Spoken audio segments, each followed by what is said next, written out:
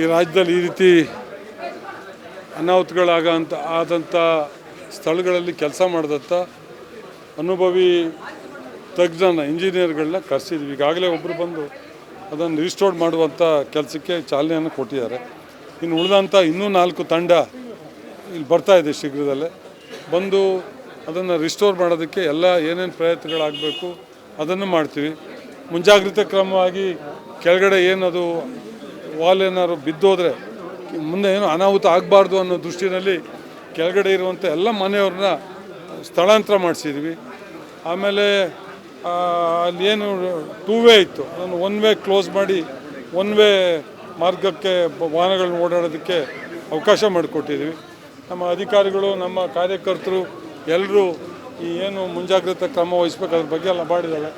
ಅಲ್ಲಿ ಸ್ವಲ್ಪ ಮಣ್ಣು ಒಂದೇ ಸರಿ ಹೆಚ್ಚು ರೈಸ್ ಮಾಡಿರೋದ್ರಿಂದ ಆಗಿರ್ಬೋದು. ಆ ಮಣ್ಣನ್ನು ತೆರವುಗೊಳಿಸೋಂಥ ಕಾರ್ಯ ನಿನ್ನೆ ರಾತ್ರಿ ಪ್ರಾರಂಭ ಆಗಿದೆ.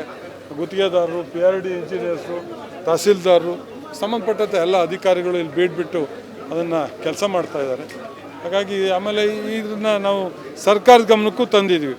ಇದರಲ್ಲಿ ನಾನು ಮೊದಲೇ ಹೇಳಿದ್ದೀನಿ, ಅಲ್ಲಿ ತಪ್ಪಿತಸ್ಥರು ಅದು ಸ್ಟ್ರಕ್ಚರಲ್ ಇಂಜಿನಿಯರ್ ತಪ್ಪಾಗಿದ್ದರೆ ಅವ್ರ ಮೇಲೆ, ಅಥವಾ ಅದು ಎಕ್ಸಿಕ್ಯೂಷನ್ ಇಂಜಿನಿಯರ್ಗಳು ತಪ್ಪಾಗಿದ್ದರೆ ಅವ್ರಗಳ ಮೇಲೆ, ಅಥವಾ ಅವರ ಇಬ್ಬರದು ಮೀರಿದಂಥ ಗುತ್ತಿಗೆದಾರರ ಮೇಲೆ ತಪ್ಪಾಗಿದ್ದರೆ ಇಂಜಿನಿಯರು ಪ್ಲಸ್ ಗುತ್ತಿಗೆದಾರ ಒಂದು ಕಪ್ಪು ಪಟ್ಟಿಗೆ ಸೇರಿಸುವಂಥದ್ದು ಮತ್ತು ಅಮಾನತ್ತು ಇಂಜಿನಿಯರ್ ಅಮಾನತ್ತು ಮಾಡುವಂಥ ಕೆಲಸಗಳನ್ನ ಮಾಡ್ತೀವಿ. ಇಮಿಡಿಯೇಟು ನಾವು ವರದಿಗೋಸ್ಕರ ಕಾಯ್ತೇವೆ.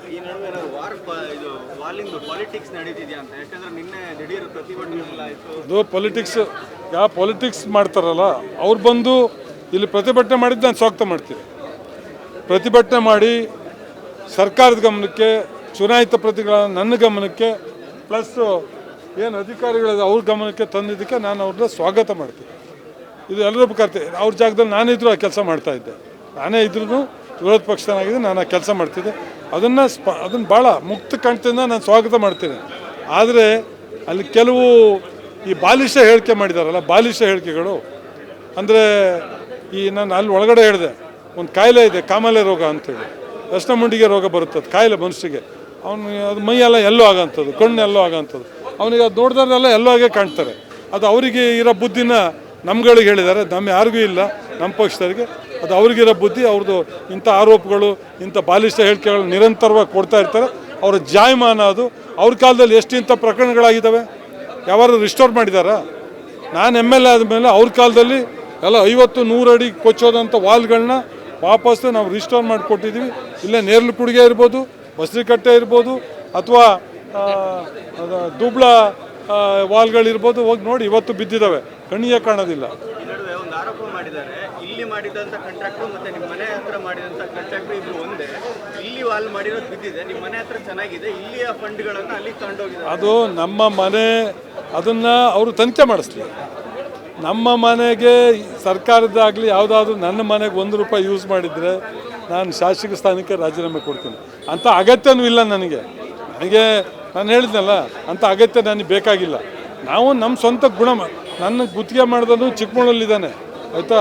ಇವರೇನು ನಮ್ಮ ಕಾಂಗ್ರೆಸ್ ಕಾಂಟ್ರಾಕ್ಟರ್ ಅಲ್ಲ, BJP ಕಾಂಟ್ರಾಕ್ಟ್ರು, ನಮ್ಮ ಕಾಂಟ್ರಾಕ್ಟರ್ನಲ್ಲ. ಇದಕ್ಕೆ ನಾನು ಕಾಂಟ್ರಾಕ್ಟ್ ಕೊಡೋದಲ್ಲ. ಟೆಂಡರ್ ಆಗಿ, ಟೆಂಡರಲ್ಲಿ ಯಾರು LO ಇರ್ತಾರೆ ಅವರಿಗೆ ಗುತ್ತಿ ಕೊಡುವಂಥ ಜವಾಬ್ದಾರಿ ಇಂಜಿನಿಯರ್ಗಳಿರ್ತದೆ. ಅದಕ್ಕೆ ಹೇಳಿದ್ದು ಇದು ಈ ಅರ್ಶಿನ ಕಾಯಿಲೆ ಅಂತ ಹೇಳಿದ್ದು ಆ ಮಾತಿಗೋಸ್ಕರ, ಆ ಪದಕ್ಕೋಸ್ಕರ. ಆ ರೋಗ ಇದ್ದನಿಗೆ ಕಂಡಿದ್ದೆಲ್ಲ ಎಲ್ಲನೇ ಕಟ್ತದೆ. ಅವ್ರ ಕಾಲದಲ್ಲಿ ಮಾಡಿದಾರಲ್ಲ. ಈಗ ಅವರು ರಾಜಕೀಯಕ್ಕೆ ಬರೋದಕ್ಕಿಂತ ಮುಂಚೆ ಅವ್ರಿಗೇನಿತ್ತು ರೀ? ಎಷ್ಟಿತ್ತು? ಒಂದು 7-10-12 ಎಕರೆ ಆಸ್ತಿ ಇತ್ತು, ಬಿಟ್ಟರೆ ಏನಿತ್ತು ಅವರಿಗೆ? ಇದು ಬೆಂಗಳೂರಲ್ಲಿ ಟ್ವಿನ್ ಟವರ್ ಕಟ್ಟೋದಕ್ಕೆ, ನರ್ಸಿಂಗ್ ಹೋಮ್ ಕಟ್ಟೋದಕ್ಕೆ, ಇಲ್ಲಿ ಸರ್ಕಾರದ ಹಣ ಬಳಸಿ ಹಣ ಮಾಡ್ಕೊಳ್ಳೋದಕ್ಕೆ, ವಾಲ್ ಕಟ್ಟೋದಕ್ಕೆ ಆ ಥರ ನಾನು ಮಾಡಿಲ್ಲ. ನನ್ನ ದುಡ್ಡಲ್ಲಿ ನಾನು ಮಾಡಿದ್ದೀನಿ. ಆ ಮನೆಗೆ ₹1 ಎಲ್ಲಿಂದ ತಂದೀನಿ, ಎಲ್ಲಿ ಸಾಲ ಮಾಡಿದ್ದೀನಿ, ನನ್ನ ಹತ್ರ ಎಷ್ಟು ದುಡ್ಡು ಇತ್ತು ಅನ್ನೋ ವರದಿ ಇದೆ. ಅದನ್ನು ಈಗಾಗಲೇ ಲೋಕಾಯುಕ್ತ, ED, ಇನ್ಕಮ್ ಟ್ಯಾಕ್ಸ್ ಎಲ್ಲರಿಗೂ ಕೊಟ್ಟಿದ್ದಾರೆ ತನಿಖೆಗೆ. ಅದು ತನಿಖೆ ಆಗ್ತಾ ಇದೆ. ಅದು ಹೊರಗೆ ಬಂದ್ಬಿಡ್ಲಿ, ಸತ್ಯ. ಈ ರೀತಿಯ ಇನ್ನಷ್ಟು ವಿಡಿಯೋಗಳು ನಿಮಗೆ ಸಿಗಬೇಕೇ? ಹಾಗಾದ್ರೆ ಈಗಲೇ ನ್ಯೂಸ್ ಮಲ್ನಾಡ್ ಚಾನೆಲ್ನ ಸಬ್ಸ್ಕ್ರೈಬ್ ಆಗಿ, ಕೆಳಗಿರೋ ಸಬ್ಸ್ಕ್ರೈಬ್ ಬಟನ್ ಮೇಲೆ ಕ್ಲಿಕ್ ಮಾಡಿ ಉಚಿತವಾಗಿ ಸಬ್ಸ್ಕ್ರೈಬ್ ಆಗಿ. ನಿಮ್ಮ ಒಂದೊಂದು ಸಬ್ಸ್ಕ್ರೈಬ್ ಕೂಡ ನಮಗೆ ಬೆಂಬಲ, ಸ್ಫೂರ್ತಿ.